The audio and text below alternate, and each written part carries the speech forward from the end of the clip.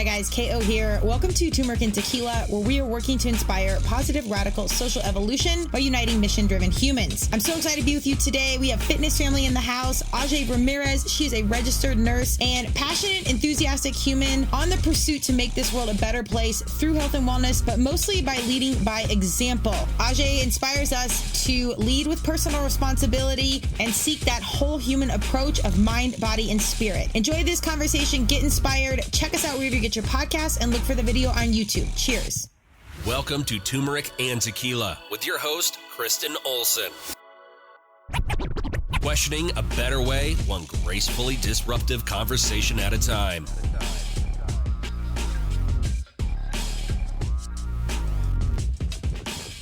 Welcome to Turmeric and Tequila. I'm so excited to be here today.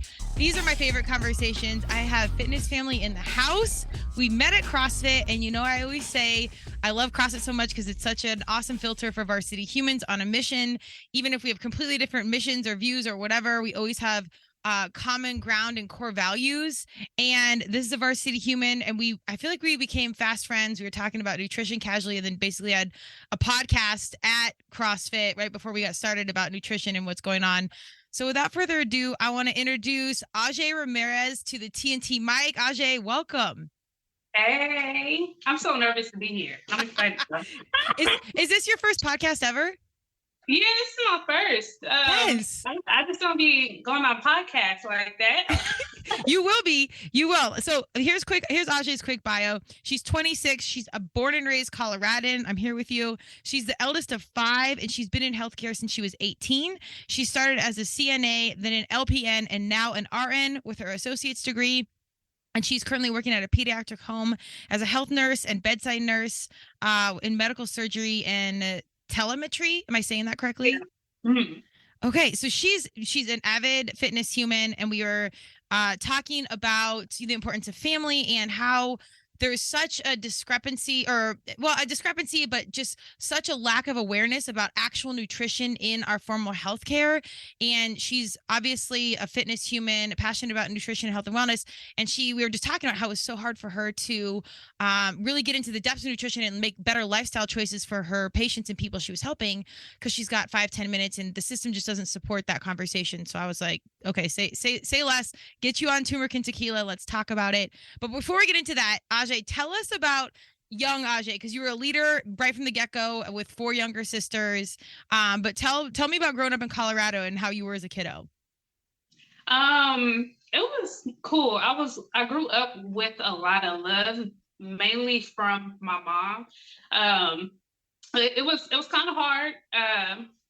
It was a struggle. I didn't think about it being a struggle until I regurgitate some stories.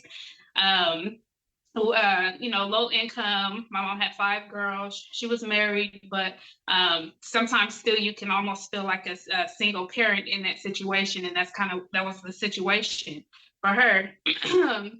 So yeah, I don't know.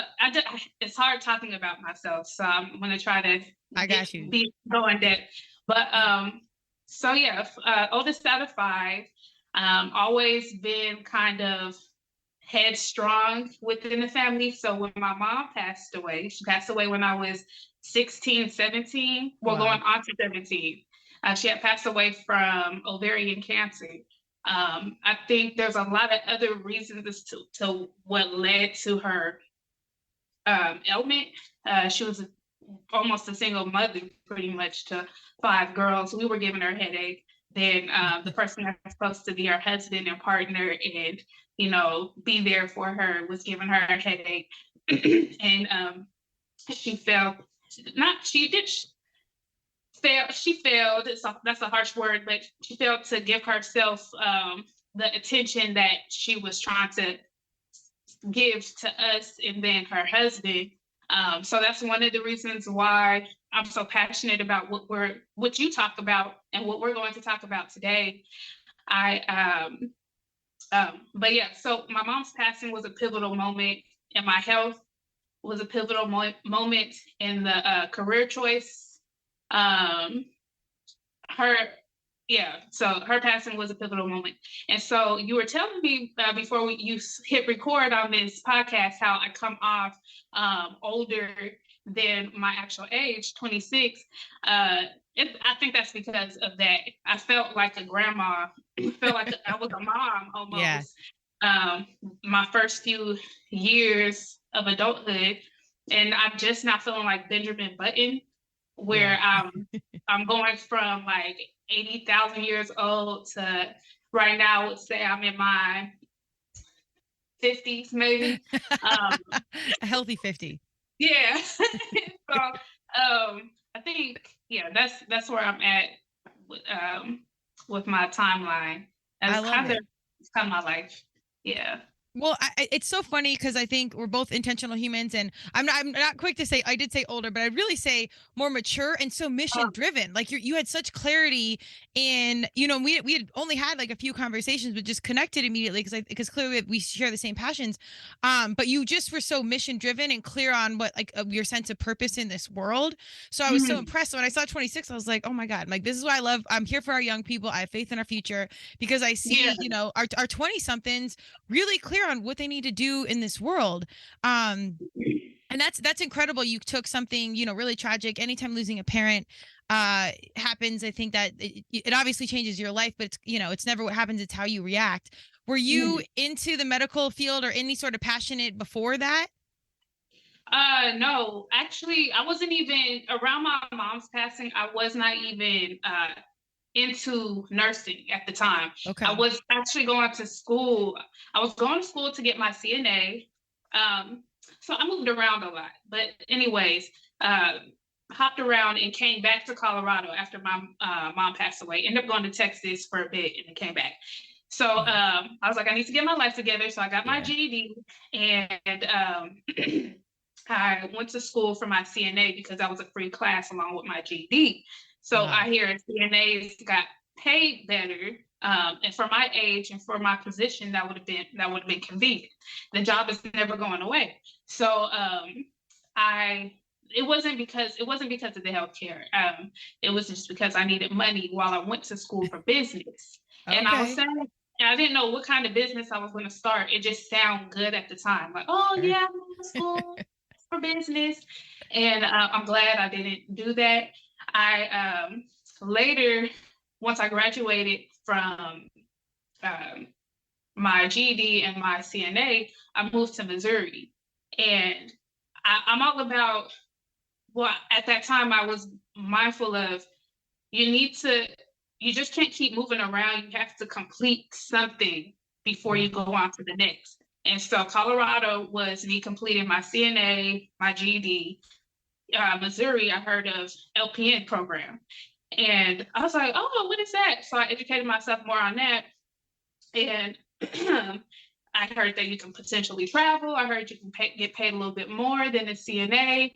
And so those are the two highlights. It was about getting paid more. It was about travel. It was not about health. But around that period of time, between me getting my CNA and my LPN, I was an overweight child. I had lost a significant amount of weight by the age of 20. I was almost 300 pounds when I was 14. Yeah, and then I think by 21, I think I was like 170 something. And so in Missouri, now I decided, okay, I tried getting into LPN program like 3 times. The third time was a charm. But during that journey, I learned about psychology because I had to take my prereqs. I learned about the human body. Just psychology was the one that I loved because I was unintentionally mindful of getting better mentally. Because I had a lot of things to work through. I was angry at my mom. Sure. I was angry at her husband. I was angry at the family around that just allowed some things that I didn't care for. So I needed different ways to figure out how I can navigate. And so losing weight helped a lot because there was like a mental clarity. Just learning about psychology helped a lot. Am I answering the question? Absolutely. 100%. Okay. 100%. Yes. Yeah. So, and then later I got my RN. So throughout this whole time, I'm practicing what I'm learning, and I found it being helpful to me. Yeah. Because I strongly believe in knowledge is not shit if you don't actively participate in it. Like if you don't actively implement it in your life. It's like you can regurgitate as much as you want. You can tell me how the solar system works. You can tell me how many planets, how many stars. You can tell me how to get to X, Y, and Z. But if you're not actively doing anything with this information, what is the point? I don't care. This is a waste of my time. Yep. I didn't know. It's cool to listen to fun facts and all that, but there's certain things where I just don't want to hear it. I want to see it. Yeah. So and do it. So Yes. yeah. I love it. Well, it's so funny because even as young people, and I never compare anyone's journey because we all walk in such different shoes and we never know. But I do know that every young person can be mad at their parents or their upbringing in some capacity. Mm-hmm. And I think it's a conscious mindset for all of our young people to hear, like, listen, no matter who your parents were, good on paper, the worst on paper, whatever it was, at some point you have to find a way to let go. And you've got to just know that most of the time they're doing the best they can with what they have. And that's a lot to unpack, and it's many hours. And, you know, as kiddos, you just go with it. And then you get into your teens and 20s and you're like, well, actually, I'm kind of mad about X, Y, and Z. So I think that's hard. And I think sometimes the weight we carry literally or metaphorically or whatever is that process and that letting go. And you might lose weight, you might lose metaphorical weight, whatever, but it's that conscious mindset of letting go. Did you have some sort of like spirituality or something guiding you, like internally thinking like, I want to heal or I want to move on? Like, was there something pulling you in a direction? Yeah, there was. It's crazy because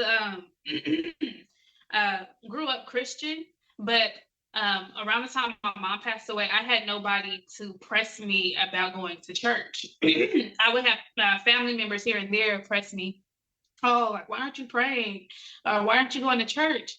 And I would be thinking to myself, I was like, why would I don't want to pray with you because you're a hypocrite. I don't want to be in this position. Like, what's the point of me congregating with people who call themselves Christian, but and call themselves children of the King, and then don't hold themselves to a higher standard. I'm not saying be perfect, but it's like, how can you treat yourself and put yourself in positions that don't bring you happiness or peace, but yet you're a part of this royal family? When I think of child of the King, I'm thinking luxurious environments, peace,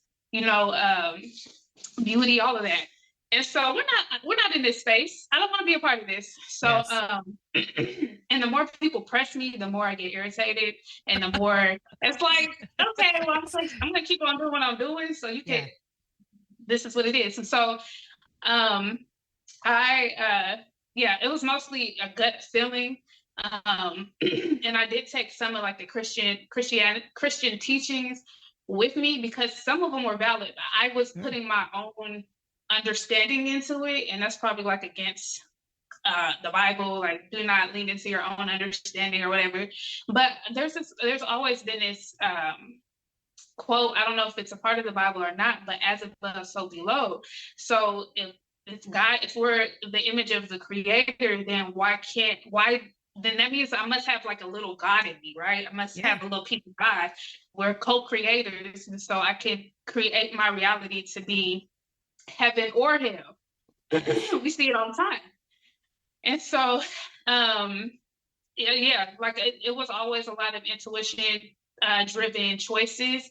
And if the choice that I made was poor, then I would give myself the space to forgive myself, be mad at myself, but then could push through with that and take it as a learning lesson. And this would it's way easier now than what it was then. It was like I would beat myself up if certain things didn't go a certain way, or if I thought a certain way. Now I'm like, okay, this is what it is. This is how you feel. Sit in it. Don't sit in it too long, and then move on and make a better decision. It'll be different if you kept making the same one over and over again. Also, too, what religion? I like the time that we're in now, because I can be more expressive about this, but Christianity, Catholicism, I'm Black. And usually when we talk about Christianity, Catholicism, Mormons, that I receive a pamphlet with a white man on there. Right. Or I see photos of Jesus hanging out with all white men. And I'm like, how are you the creator of all? How are you the lover of all? But most of the people that you're hanging out with do not share any diversity. And I understand that these photos are the perceptions of humans. This is not God himself creating these images. This is us, and this is us in our perspective. Yeah, it's interpretation. Interpretation. Yeah. And so, but I don't feel comfortable going along with that. And so, but I do respect everybody's religion. That's just one I just never understood. Why am I participating in this? I feel like it solidifies, or it perpetuates like this white savior complex, as if, well, we don't have, and by we, people that are not white, don't have the ability to connect to God, or help themselves,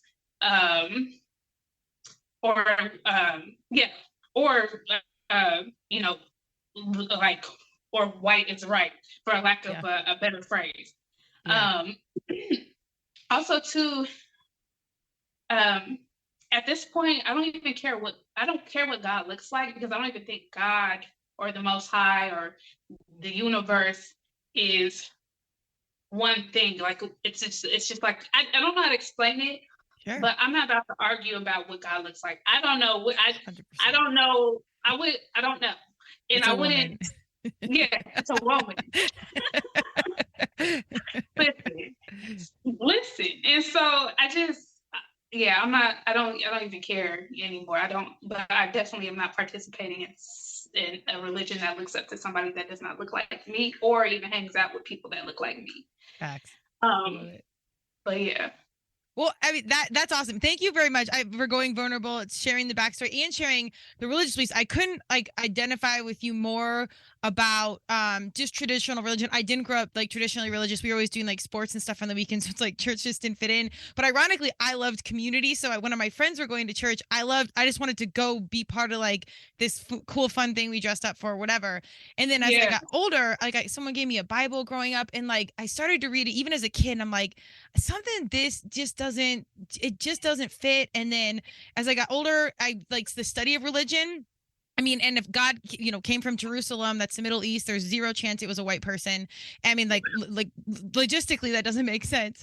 And then on the business side, I'm a marketing branding person. The best-selling book in the world is the Bible. So then it's a business. So then what are we selling? So I don't know. All of it together never resonated with my soul. And it's just something I couldn't grasp onto. Even when, I don't know if you know Transformational Church with Michael Todd. I watched that on YouTube for a while. It's good. But then he was saying some stuff and going down this traditional route. And literally I had a painting fall off my wall and cut the cord to my TV one day after it was done. So it was just, I know there was just something there, and I'm there for anything that makes anyone a better person. I think take any of the intel that makes you better and take it how you want. I don't think it needs to look a certain way or be packaged a certain way. And that kind of goes against all these groups, that want us to do things a certain way and follow the rules and don't have your own thought. And I think your spirit is like mine, where it's not only am I not going to listen because you're telling me what to do, it's I don't see you as a leader walking in it authentically. So there's no way I have buy-in to it. And that's actually shown up for me even in athletics. There's just some coaches I can't align with, because I'm I know you're not walking it, you're preaching it, but I know you're not actually doing the work.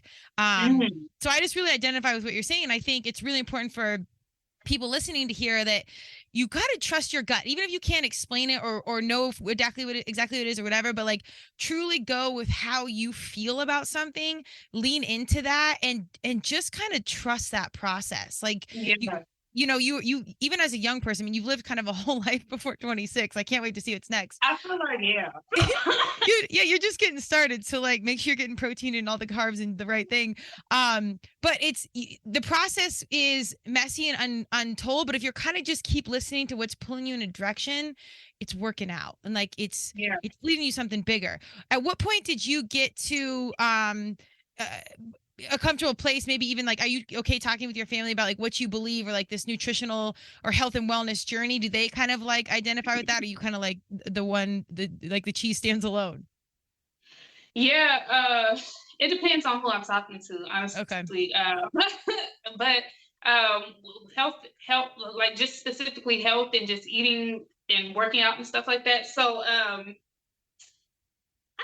have a hard time with my sisters because most of my family, on my dad's side, they're from Honduras. So they're traditionally more, they lean more to natural foods because that's what they grew up on. Sure. Now, probably the second generation, the upcoming generation that lived here in the States have a different perspective on health. But like my dad's generation, their siblings are a little bit more health conscious. That's actually what got me started was when I moved to Houston after my mom's passing. I stayed with my aunt. Very strict, very strict. She took my tongue ring out. I'm super upset about that. I put it back in. No, ma'am. But anyways, so we would walk in the morning. We would she was way healthier than I was at the time. So she would fix up these meals that were leaning more to the healthy side. Then we go to my mom's side of the family. I actually recently had a conversation with my cousin because she has like a lot of things going on. Like recently came from the hospital, diabetic, and it's a little harder to explain to her my concerns without coming off self-righteous. Sure. And I come off very passionate and very stern because I don't want to hear any excuses. I'm a little softer with my older family members. I'm probably a little soft on all my family, so I probably am a little bit more softer. But for the most part, I don't want to hear any excuses. And it's hard to not sound self-righteous when I'm expressing a passion of mine because I know where poor eating choices and lack of movement can lead you. I see people's feet get chopped off with diabetes. I see people's leg go necrotic, and out of nowhere we have maggots and they need a amputation. Mm-hmm. I see people have difficulty just walking 2 steps and needing 10 liters of oxygen. That's a lot. Yeah. So some people hear me, and then some of my family don't. But I have to remind myself of the energy that I'm putting out to press them on their health. I need to bring that back to me and continue to do what I'm doing and just practice what I preach, because I think that says a lot more than me just saying it. Yeah. And when they're ready, I'll be able to give to them. And that took me a while too to learn. Because also too, I would do that with other things, like with my sisters, press them on education. Mm-hmm. And no matter what way they get it, it's important to educate yourself because you can be easily persuaded if you don't learn from life or if you don't learn from other things. And so that's another thing I have to practice what I preach, and then just hope that they see that it's benefiting me, so later they can practice it and let it benefit them. Bang, bang. So, there's a psychology showing up. I love you're kind of weaving all these different things together unintentionally, because again, God, I always say God, universe, Madonna. I'm a huge Madonna fan. Whatever you believe, like something's leading you through, and it's all, even though it doesn't look like it makes sense, it's all kind of fitting together. And I couldn't agree with you more. Just like this is what's so cool about this podcast, and in general, podcasts everywhere, is you get to share your story and you get to hear the ethos and the journey. So at some point when you're talking with someone that you might not have an hour to explain your background and explain why you're justified to to, give nutrition or health and wellness advice, but they could be like, well, I heard an hour conversation about you. And I actually understand that you've walked in it. You've done it. You've lost X amount of weight. You changed your life. You lean into your own values, da, da, da, da, da. Like, I think that's what's so cool about it is like, if they don't even have time to hear, you and your 15-minute appointment or healthcare geeks us, giving us quick fixes, they can come through and hear a conversation like this and be like, okay, I believe you. I know now that you walk in it, and there's just so much power in you sharing your story so people can buy in. And then it's people like us where it's like, I hear you and you're telling me the education, you're telling me these, but how do I know you've done it? Or give me like some sort of, how am I going to buy in without knowing? So I think I'm actually even excited for you to hear this back. And I like that we can be so different, but then you can be similar to your family and still have a completely different journey. I've shared some of that same exact experience where, come to CrossFit, come do this. And they're like, hell no, I'm not doing any of that. I don't care about macros. And, it's a good reminder that we all have our process, and you have to, exactly what you just said, keep going back to you, lead as example, and give people their process and their time to do what they got to do. Because at the end of the day, we don't control that much. Yeah, and the more you press the issue, the more stress you put on yourself. It's unnecessary stress, and also too, you'll push away the person, and that's not the goal, right? And so you have to remind yourself too. It's like just as much as they have free will, just as much as I don't like being pressed on a certain topic, and when I'm ready, I'm ready. You got to extend the same respect that you would want them to do to you. Yeah. Yeah, so I'm so glad I came across you because I got you. Well, and this is it's so magical about fitness or CrossFit or whatever. Like, you come in and we probably never would have crossed paths or never would have connected. But then it's two strangers that have like a 10-minute convo, and it's like, I hear you, I see you, and I completely identify with the mission at hand. Let's talk about it. And it's kind of hard as you get older, you only cross people like really through your work or sometimes your workout, whatever, but it's hard to find people that are on the same page or in pursuit of what you're doing in some capacity. And my biggest rule of life is get around people that are better than you or that you want to be like, because you always become who you're around. Doesn't matter how, righteous or strong or, strong-willed you are. Like, your environment is everything. So CrossFit and the fitness humans like yourself, it's always a privilege for me to be in company because everybody is serving something. Everybody's in pursuit of something. And that is exactly who I want to be. So I say it right back to you. I'm really glad we crossed paths, and, I'm glad to support, because everything takes a team. I'm glad to support in any way I can people like you that are in pursuit of something bigger. Because none of us have it figured out. We kind of just got to work together, being like, all right, what would you do with this? How can you help me with this? How can I help you with this? Like, it's very much like a team effort in this world. Yeah, no, I agree. Well, so tell me how you got into CrossFit. How did that cross your space? I was 21. Okay. My aunt keeps telling me not to say the age, that it's pretty much like yesterday. She just tells me to say yesterday. Okay. Because it's like 21 is not too far from where I'm at now, but it feels like it. It kind of is. But anyways, I was 21 and I was 21. I was working at the hospital, and there was this woman. I was trying to correct myself because I hate when people say girl and you're clearly a woman. But anyways, there's this woman named Stephanie. She was a traveling nurse, and she went to CrossFit. So I low-key admired her. She was kind of like a girl crush or woman crush. Okay. Just off of her energy. And so she had invited me to CrossFit. I was like, oh, what is this? And the first time I went, I didn't know I had anger. So I'm over here. It was like legit competition for no reason. I was like, you got to beat him. You got to beat him. Like, we were doing the up and down things with the sled pulls up and down. Oh, yeah. And, okay. Sled push. Yeah. Yeah. And so I was like, hurry up. And so the first few times I went to CrossFit, it was a little embarrassing. I was like, Ajay, you didn't have to be. Yeah, that's everybody's first day. Everyone looks like you've never done anything before. It's brutal. Yeah, because clearly you haven't, at least for me. And that's how I got into it. So I stayed there for literally 11 months. And I got toned up. yeah, and then I stopped, fell into like a depression, started nursing school, and there was a whole bunch of other things going on, just like trying to be mindful of caring for my sisters and then trying to care for myself. And yeah, fell off of that, then gained some weight back. And then last year, almost 2 years ago, maybe, I started back on CrossFit when I moved to Texas.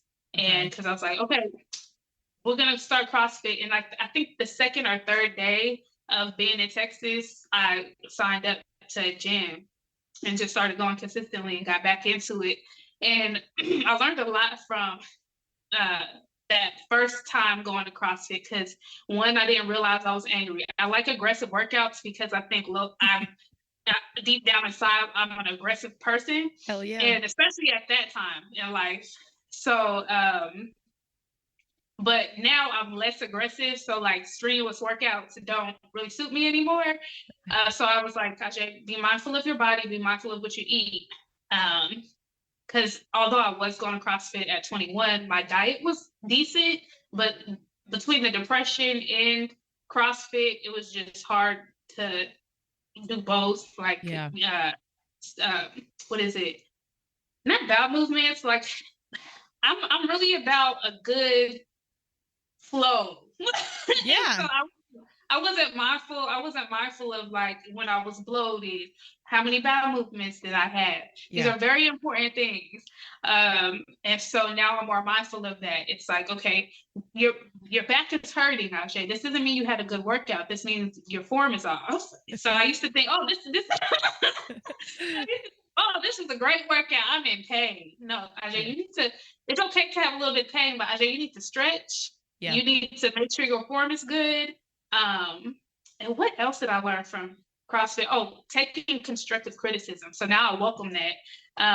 No matter if I know it already, I'm going to let you talk. And then I'm going to take, because it might be explained a little differently. You might have something a little different from what I already know. So I'm going to let you talk and tell me what I'm doing wrong. And maybe I'm doing it for a reason, but I'm going to let you talk. Because I used to be a lot super defensive when I received constructive criticism. Okay. So now I'm just like, I'm going to listen. Those are the things that I took away from it. Those are great life lessons. And honestly, that's exactly how I feel about religion. Anything is like, I'm going to let you talk. I'm genuinely here. I'm here to hear anyone's point of view, whatever, however you walk through this world. I'm so down. I might lean in and embrace it or not, but I'm here for it. So I think that feedback and taking criticism is just a solid life rule in general. Like, I think that can serve you on so many levels. Yeah. Because you take another person's perspective and understanding is why it's even done. That's another thing, asking why it's done. Why do you do what you do?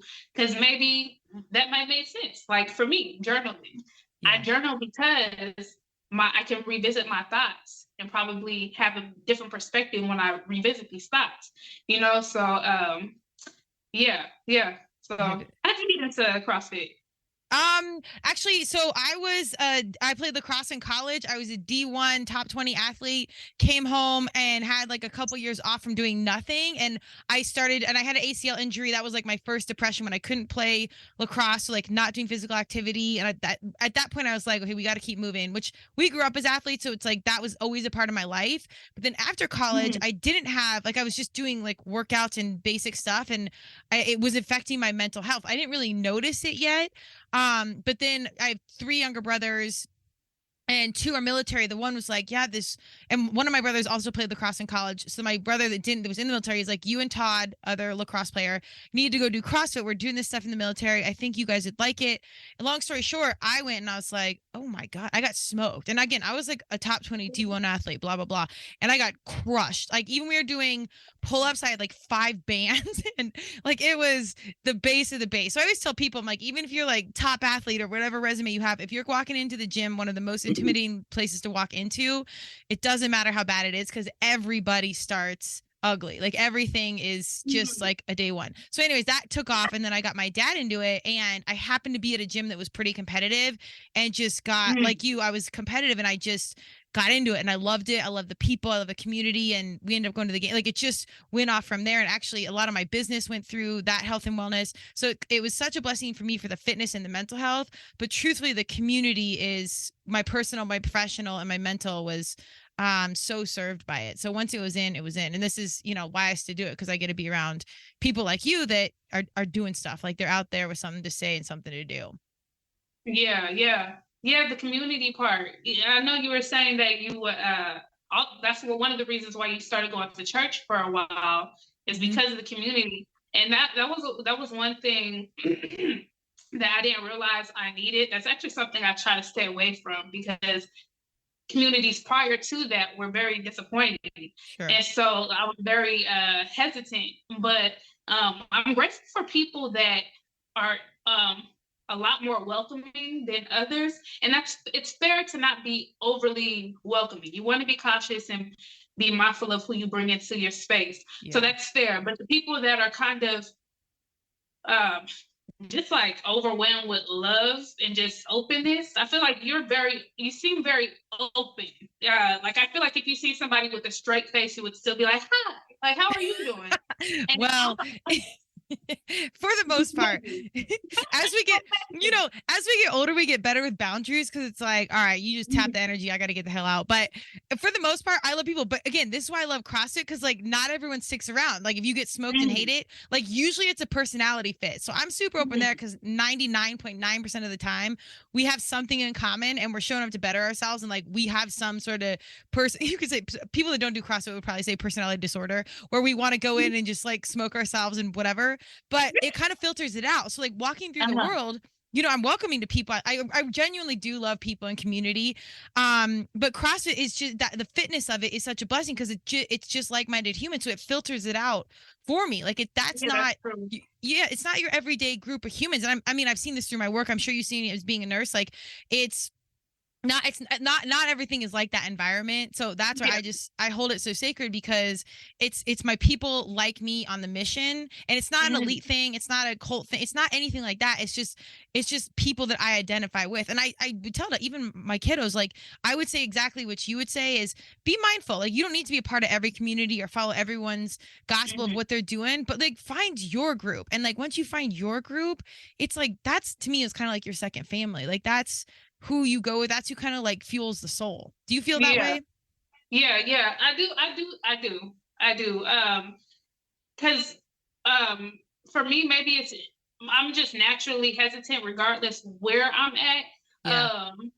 But I think I've opened up a little bit more. So, but I am grateful for people that are a little bit more open. I do agree that we do have the right not to be a part of every community, not to welcome everybody in, just like they have the rights. And that's one thing too, I always try to remind myself, Ajay, you have the rights, so allow them to have the rights to say yes or no to you. It may hurt your feelings.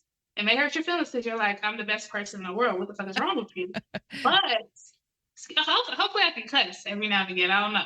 Oh, for sure. Yeah. Okay.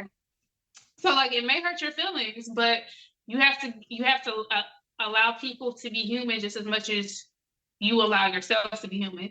But so I'm glad I came across the CrossFit community. Glad I came across nursing too.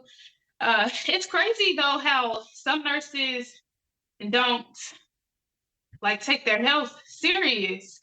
I mean, like, you didn't see Mr. Jack there with no legs, because that's so scary. Yeah.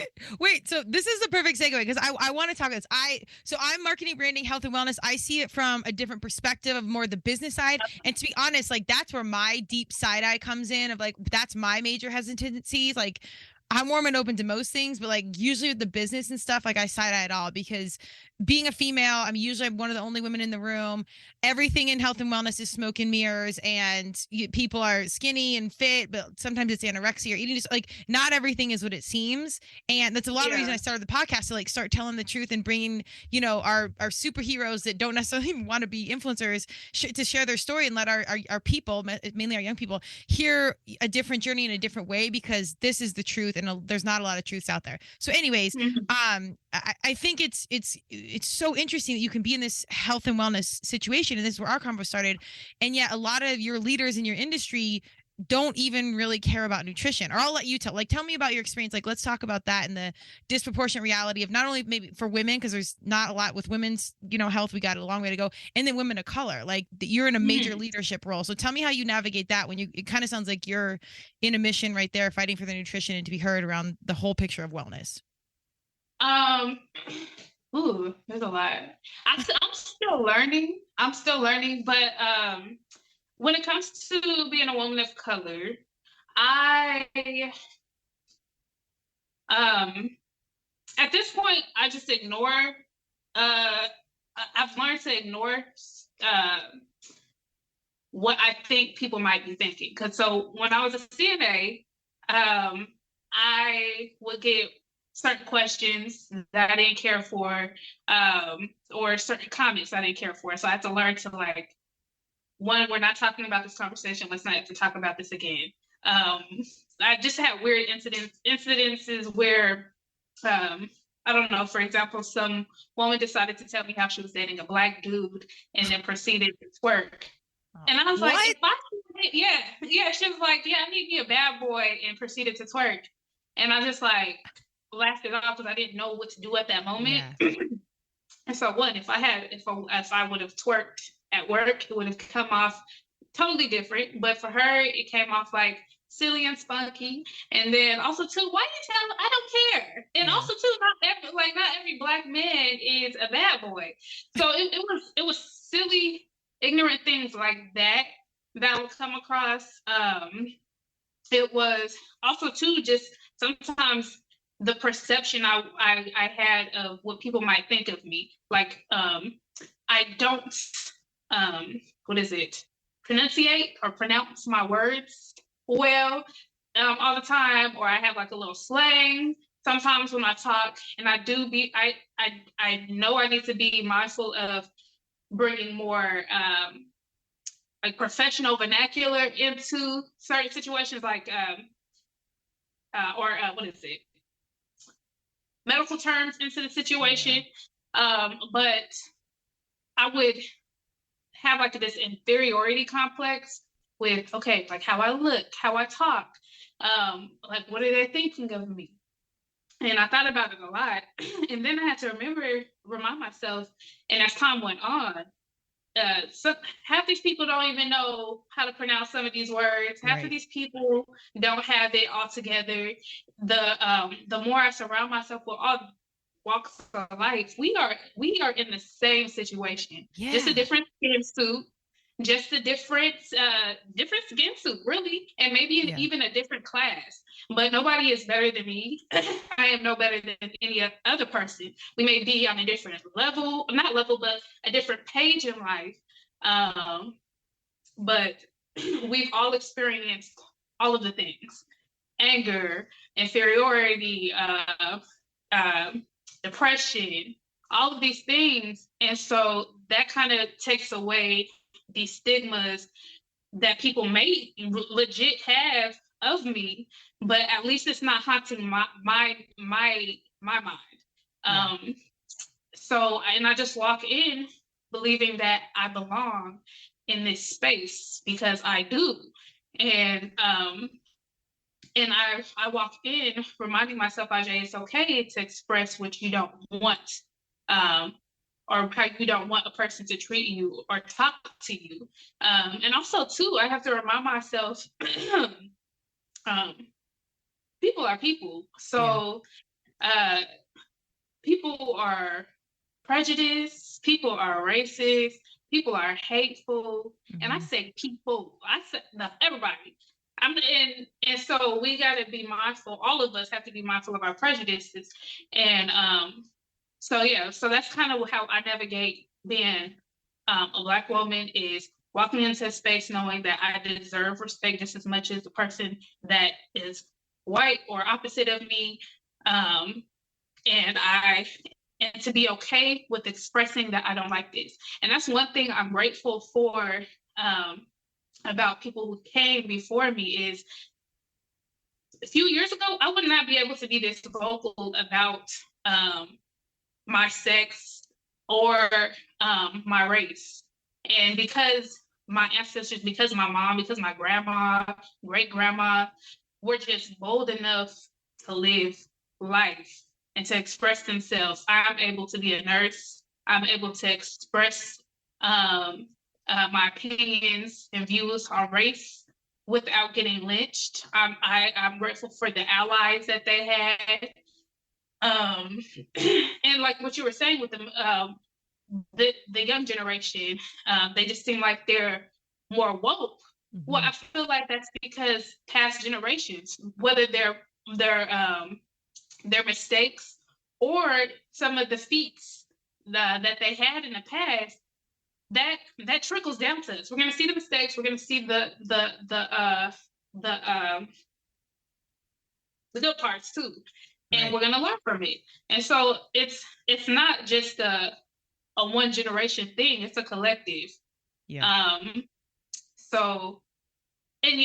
then with the healthcare and what I see there, I see when it comes to healthcare workers, I see them knowing what they're doing, but only to put a Band-Aid. I see them knowing how to put a Band-Aid on things. I see them a bit too busy to take time to express the importance of health. I see them jaded. Even me, I see them jaded, trying to express the importance of doing more with, I see them jaded, trying to express needing to take your medications. Sometimes, or knowing that patients are not caring. So at this point, all we can do is put a Band-Aid on.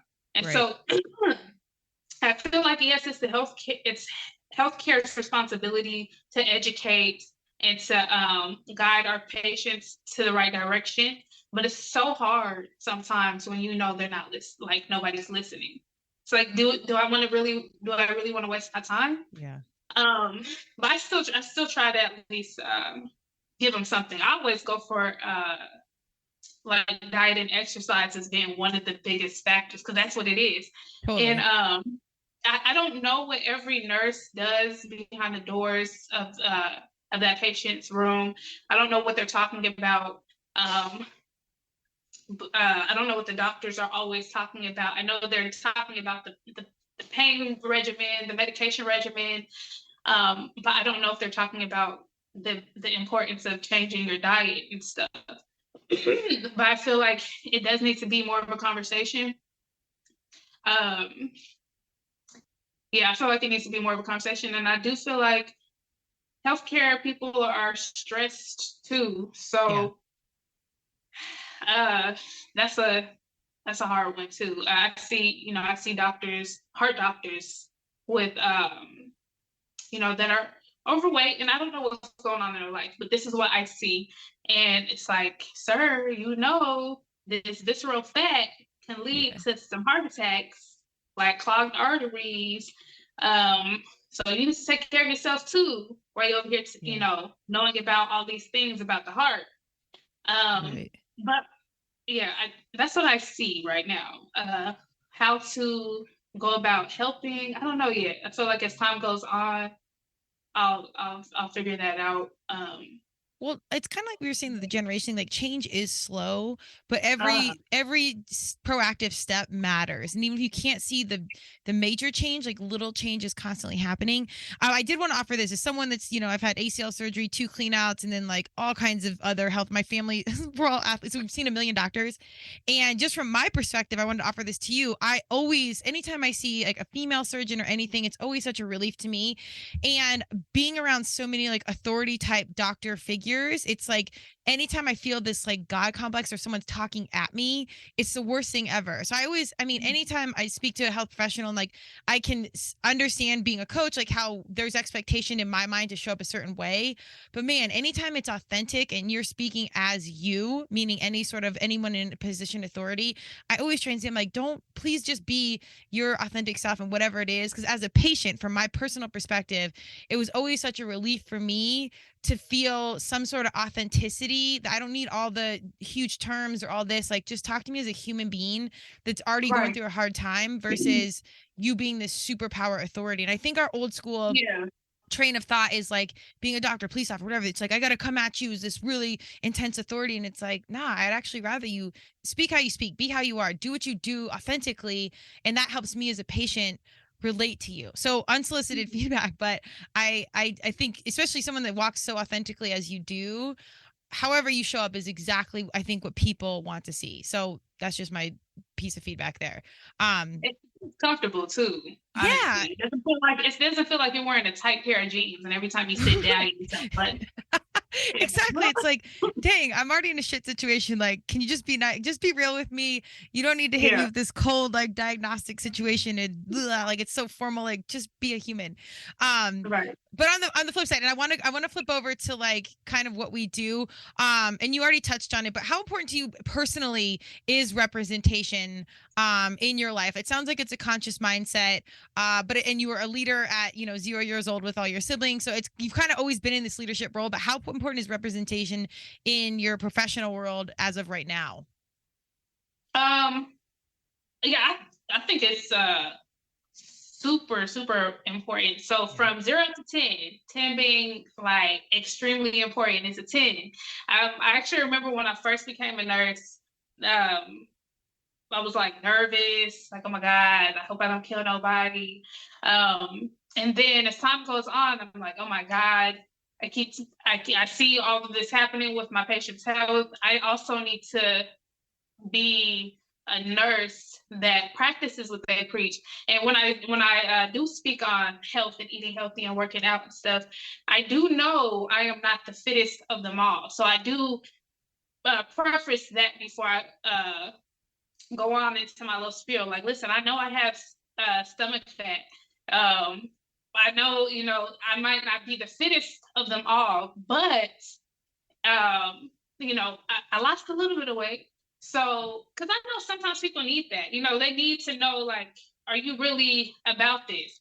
And so, and then I go in on telling them, like, I understand life is hard. I understand, mentally you might be stuck, but we need to make small changes to do better.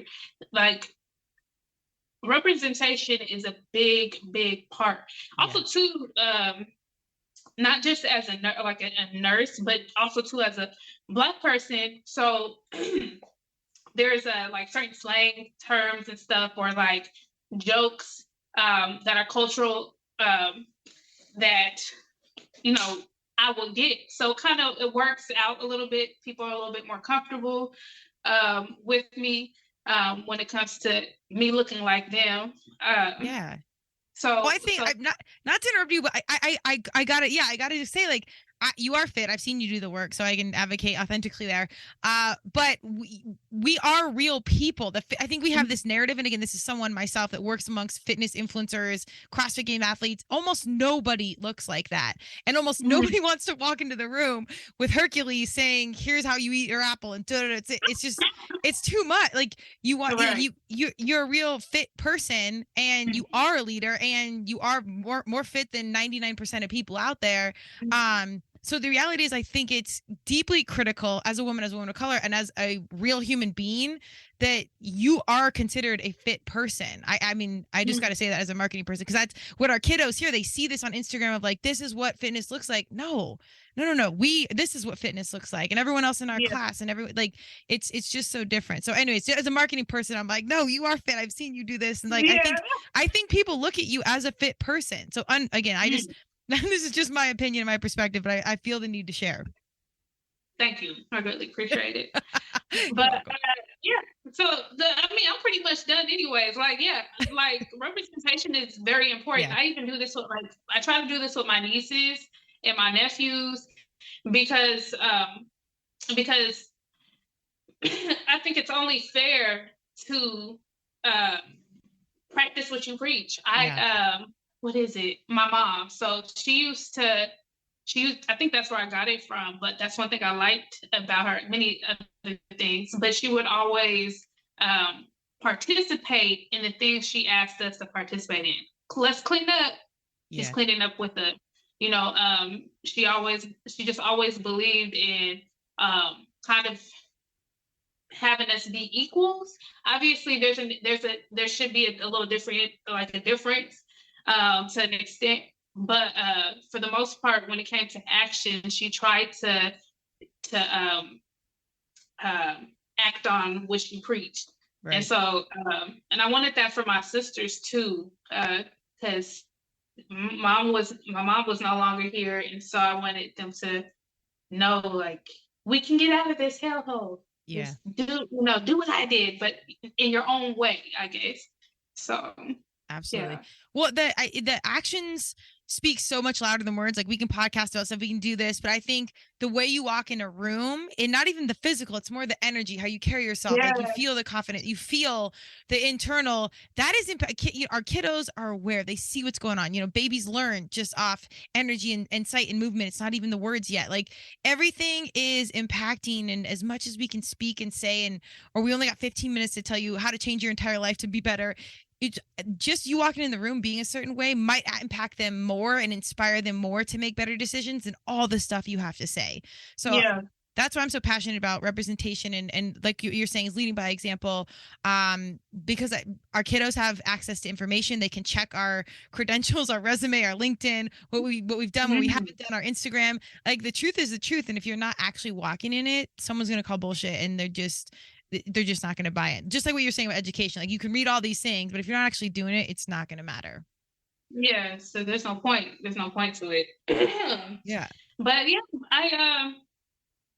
I'm passionate about that in all walks of life, all walks when it comes to that. So, I love it. Yeah. Well, so we've got health and wellness.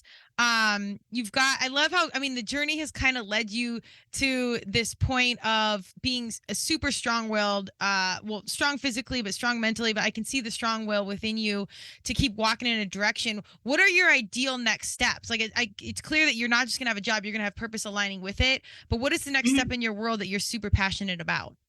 Okay. Oh, before I answer that question, I was thinking to myself, you were like, you already seem like you have your purpose, like your purpose, you're strong in it. And I've always told people that I see ramble on about whatever they like. Met this dude who was into Dungeons and Dragons, and the way he was passionate about that, I was like, I'm happy for you. I am so happy for you. I'm happy, although I don't give a fuck about Dungeons and Dragons. If you're happy, the enthusiasm. Yeah, and I like that passion, and I was nervous that I would not find that passion. And like, I like your passion, the way people light up and like they sing it. I don't know. It's like if you were on acid, I've never been on acid. Me neither. People probably think I am. I'm assuming if you were on acid, you're going to see the words come, like, or colors come out your mouth when you speak about your passion. It's going to be like these rainbows, or it's going to be this like purple aura coming out. And that's what it feels like. It's like, it feels like I'm getting hit with this like crazy energy of love for something that is not like your child or your significant other, but something that is yours and yours only, something that can never be removed, because it's always going to be here in some kind of capacity. So I'm kind of grateful that this is something I found for myself, is like the passion to want to spread the importance of health, and not just like exercise and dieting, but like being selfish for yourself in order to thrive and to then share that energy with others. So anyways, yeah, Amen. I just want to that's pretty much a low-key compliment to you. Like, I just like your passion. You're welcome. So received. Wait, I don't mean to cut you off, but I just want to say so received. And what's so funny is at 42, I'm just figuring out a lot of things that you figured out in your 20s, but where I had what I thought was my passion, competing and business and blah, blah. And now I'm leaning completely in to like coaching and core values because I had this epiphany of like, what is the point of life in my version was like to be in service, as ironically not into religion as I am. It's like to be of service, and to be of service means to find your purpose and your passion. Because exactly what you're saying, the visual acid with the rainbows, I completely hear you. And I think you put it so perfect.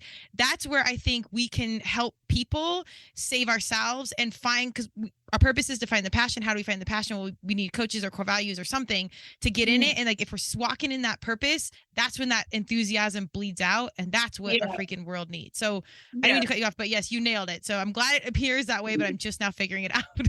Yeah. Life would be boring if we didn't find our purpose. And it's all about trial. It's all about trial and error. It's all about just playing with things that you didn't like. And so everything that you participated in and you feel like you wasted your time in, it was well worth it because it guided you into the place that you are finally grateful to be in. And I don't know if I'm going to be this enthusiastic about what I'm enthusiastic now, but at this moment, I love that place. But anyway, to answer your question, where I see myself, I see myself still playing with life. So, love that. Like I'm always going to play with life, but I am intentionally trying to put myself in spaces that I think I might like. So I've been thinking about learning how to, garden a little bit more, like how to be a better gardener.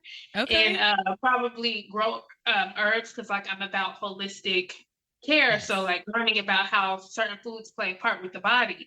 I've been thinking about going back to school to become a nurse practitioner so then I can open up my own practice. I learned that it's called functional medicine because I was given this term to one of the MPs at CrossFit. And I was like, I want to get into holistic healthcare. She's like, oh, like functional medicine? I was like, oh, that's what that's called? Dang, so, yes. Yeah, that right there.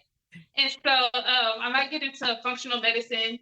I don't see myself being a bedside nurse for too long. It's horrible on the knees. And it would be a cool idea to still find a way to bring people that are in the hospital and have them come out into a rehabilitation spot where they can get into holistic healthcare, mind, body, soul, in ways that can go about doing that. That's all, like a whole human approach. Yeah. So in that way, I would like to enter the hospital, get my little spiel, and then bring them out. But I really don't know. But those are my thoughts. I love it. And then those are my thoughts. I low-key want to live in a different country, so I don't know if I just want to live in a different country for a little bit and then come back from under a rock and then continue on. Take a break from society, grow a garden. Take care of you. I can see it's so funny because this might weave all this around into the business, like that initial thought going into college. Like it might all completely weave back around that. I completely think there's space for like professional like post-op care situation that you go to learn like these whole human holistic life skills. And I genuinely think it's a tough sell for probably people over 35, like my age, but like our young people, I think they would hospital. How can I do this? How can I learn life skills or whatever, budget willing? I 100% think that's realistic. So I'm just putting that into universe just in case. Yeah. Thank you. not that I have any pull, but we'll just put it out there. As much positive stuff to come to my aid. That's all I need. But I'm excited though to see what life has to offer. I feel like just keeping an optimistic and grateful state of mind will lead me to where I need to be. We'll see how it goes. Yeah. But I do know, I want to be more educated in how everything ties into our health. And I really do hope that people see how important that is. And I know I say a challenge because I feel like when you say hard or it doesn't seem like it can be overcome. Right. But it's possible. And I think a lot of people just need to structure how they view health and wellness. And also too, I feel like sometimes people, I don't know if you feel the same, but I feel like sometimes people view health and wellness as a punishment almost. Like Yeah. I'm fat, so Yeah. let me eat this carrot. I'm like, no, like Right. I love myself. Let me eat this carrot. So Yeah. Well, I mean, food is like reward and punishment, and like the way society kind of, puts a narrative around how we fuel ourselves is really brutal. And I think that's where a lot of like, the disordered eating and everything else, or just, not loving yourself, confidence and everything happens. But it is like taking back that personal responsibility of your choices, your life, shutting off Instagram, shutting off the TV, shutting off any sort of community that's not serving you, and kind of getting back to like what makes you feel better. Like you kind of talked about it earlier, like just being more intuitive of how does this make me feel. And we didn't even get onto the idea of like how, if you like, at one point I was super angry, so my liver was flaring, like how that the physical goes into the emotional, and the emotional then becomes, starts showing up in your body in different places. yeah, So it's just leaning into that intuition. yeah, it is. It is. I agree. Getting back to it. Bruce Lipton, Biology of Belief, kind of talks about that. I don't know if you ever read his book, but yeah. What's it called?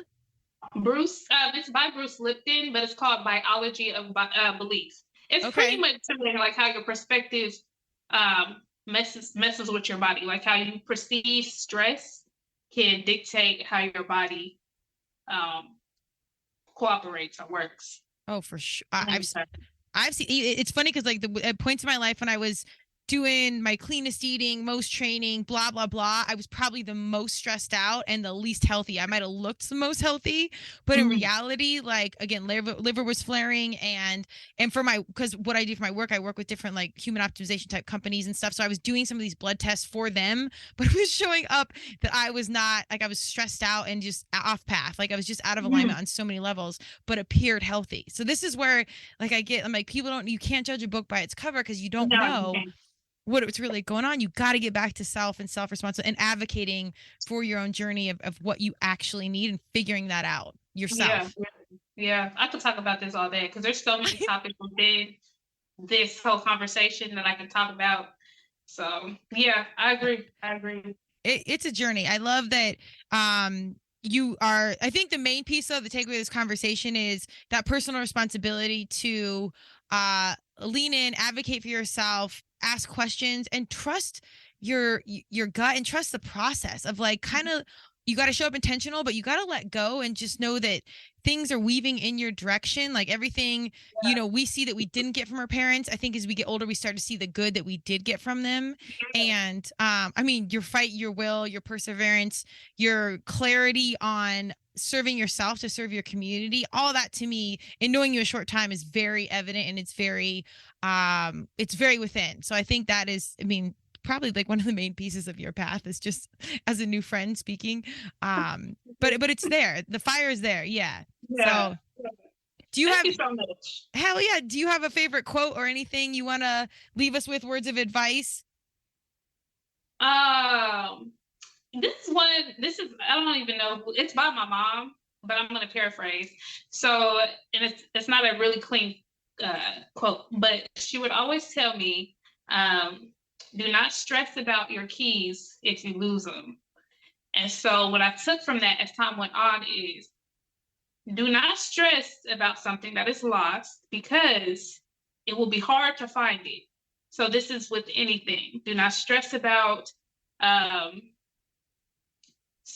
certain things you hope to come into fruition because it may not come to you. It's like almost like a resistance to the universe or God.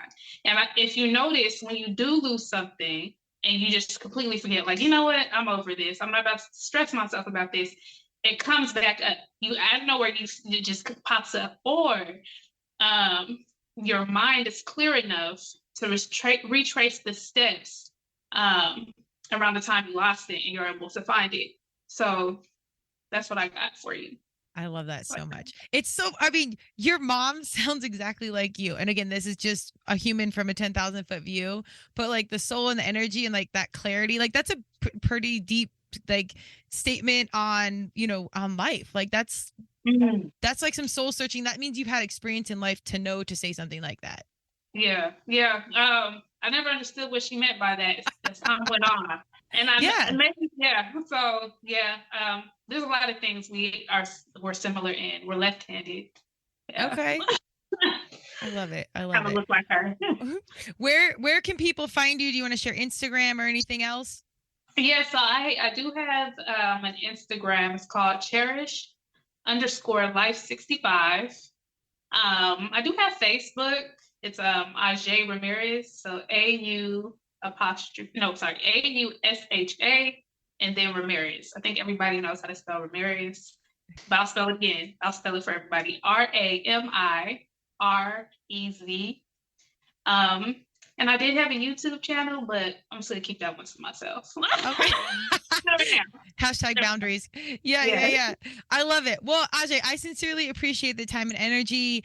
I'm so excited to see what's next. I don't think there's any pressure to have it figured out. Life is gonna work in your favor. Universe is looking out, and I'm just so pumped that you're excited about the power within, and then to just use your voice to share with whatever it is you say. And as general as that sounds, I'm intentionally saying it to you because I feel like you've got a lot to say. You've got a lot of power in your hands and your heart, and I think it's deeply going to serve this world. And it in health and wellness, it's not even just nutrition or anything else. It's just like that whole body thing. I think you're going to be doing us a lot of solid service. Thank you. Thank you so much. Thanks for having me. For real. Thank you for opening up your arms to me. Hey. I feel so cared for. My pleasure. This is my soul for you. I get so much out of every of these conversations. It's always it serves me in so many ways. So I always, like I say, appreciate the time and energy. And you got to drop back into Palladium soon. Oh yeah, definitely. Yeah, I'm taking my niece next time too. She should be walking by the time I come back. So I'm excited. All right. We could go on. I appreciate it. If you're listening, go check out Ausha. Follow her on Instagram. Go see what she has going on. Super inspiring journey, but I think you should be excited about what's next. So go see what she has going on. And Ausha, we should probably check in like 6 months to a year just to see what's new. Oh yeah, I'm down. Okay, let's go. All right. We'll chat soon. Thank you for joining Turmeric and Tequila with your host, Kristen Olson. Tune in next time, and don't forget to subscribe on Apple, Google Podcasts, Spotify, or wherever you listen.